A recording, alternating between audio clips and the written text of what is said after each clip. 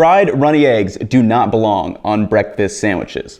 Let's talk about that. The humble breakfast sandwich is usually made with simple ingredients like bread, eggs, cheese, and a breakfast meat like bacon or sausage.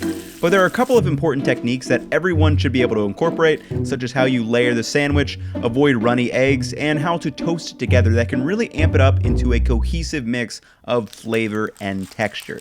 It can take you from a sad-looking sandwich to a tall drink of water, like this. Yours versus the guy's breakfast sandwich she told you not to worry about.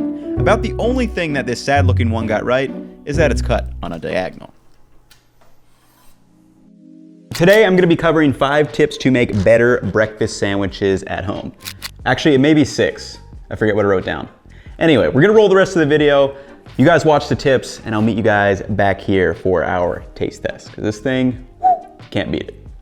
Number 1 is start with a better bagel. As we covered in my bagel video, supermarket bagels like these lack a lot of flavor and the crisp crust. When you compare that to a homemade one, or one from a quality bagel shop, you get a deep flavor from the boiling liquid and browning once they are baked. These micro blisters provide a crisp crust for a texture that is unmatched. If you don't like bagels, a homemade sandwich bread or your favorite quality loaf of choice will do. Number 2 is always use soft scrambled eggs instead of runny ones.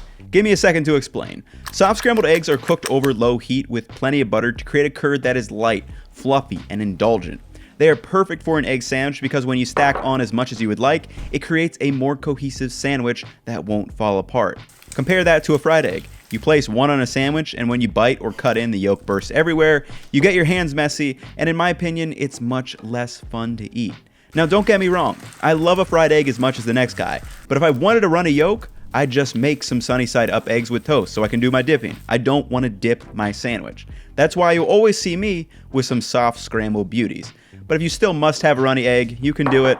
Just know where I stand on the subject. Number 3, use cream cheese and a melting cheese. Cream cheese is one of my favorite things to put on egg sandwiches. It gets a little bit warm, the flavor and creaminess are unmatched, and it plays well if you sprinkle over some fresh herbs or hot sauce. However, if we want to get that gorgeous melty cheesy goodness, a slice of cheddar or some good melting cheese should be placed on top of the eggs as well. Once melted, we get double cheesy flavor. My oh my. Number 4, layering is everything. Egg sandwiches can get a little topsy and messy if not layered correctly.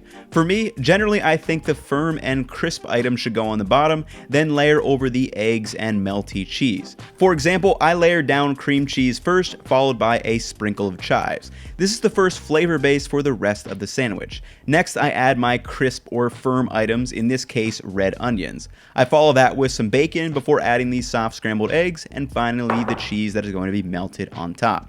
If we take a look at this cross section for the textures, you can see we have chewy, creamy, crisp, creamy, chewy, and when you pair that with a variety of flavors, it creates a very balanced sandwich. 2 more quick tips to go. Number 5, toast the assembled sandwich. Now, I don't do this for all sandwiches, but I love toasting a breakfast sandwich once it's assembled. We are basically taking 5 or 6 disparate components and combining them into one, and making a final toast in the oven is going to help that sandwich become more cohesive and roughly the same temperature with the sandwich that is toasted. Now, there's just one more thing to do. Number 6 is wrap it. This may seem like a ridiculous thing to do in the home kitchen, but I promise you, wrapped sandwiches just taste better. We did it in my Italian beef sandwich video, and it was next level.